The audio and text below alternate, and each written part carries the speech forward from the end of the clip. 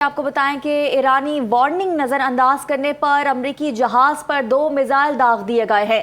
ईरानी खबर एजेंसी के मुताबिक आबना हुर्मस में अमरीकी जहाज को 2 मिसाइलों से निशाना बनाया गया। अमरीका के फ्रीडम प्रोजेक्ट इकदाम में 1500 अमरीकी फौजी हिस्सा ले रहे हैं। ईरानी वार्निंग को नजरअंदाज किए जाने पर अमरीकी जहाजों पर 2 मिसाइल दागे गए हैं। ईरानी खबर एजेंसी का ये कहना है कि आबना हुर्मस में अमरीकी जहाज को 2 मिसाइलों से निशाना बनाया गया है। ईरान की जानिब से वार्निंग दी गई थी, जिसको नजरअंदाज करने पर ये मिसाइल फायर किए गए। अमरीकी बहरी जहाजों को इन 2 मिसाइलों से निशाना बनाया गया है। अमरीका के फ्रीडम प्रोजेक्ट इकदाम में 1500 अमरीकी फौजी हिस्सा ले रहे हैं। वाज़ेह रहे कि ईरान की जानिब से आबना हुर्मुज़ पर जो है वो टोल टैक्स के हवाले से कहा गया था कि जो भी जहाज़ यहाँ से गुजरेगा वो टोल टैक्स अदा करके गुजरेगा, जिसके जवाब में नाकाबंदी अमरीकी बहरिए की जानिब से की गई थी। और अब ईरानी वार्निंग को नज़रअंदाज किए जाने पर ईरानी खबर एजेंसी के मुताबिक 2 मिसाइल दागे गए हैं अमरीकी जहाज़ पर। अमरीका के फ्रीडम प्रोजेक्ट इकदाम में 1500 अमरीकी फ़ौजी हिस्सा ले रहे हैं। आपको बताएं कि ईरानी वार्निंग नजरअंदाज करने पर अमरीकी जहाज पर 2 मिसाइल दाग दिए गए हैं।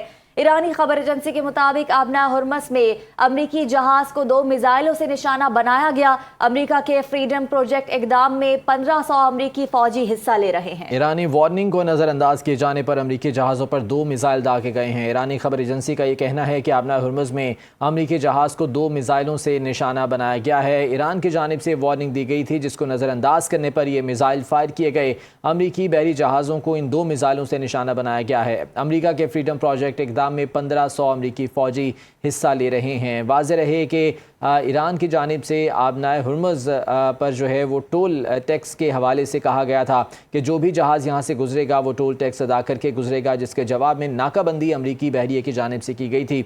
और अब ईरानी वार्निंग को नज़रअंदाज किए जाने पर ईरानी खबर एजेंसी के मुताबिक 2 मिसाइल दागे गए हैं अमरीकी जहाज़ पर।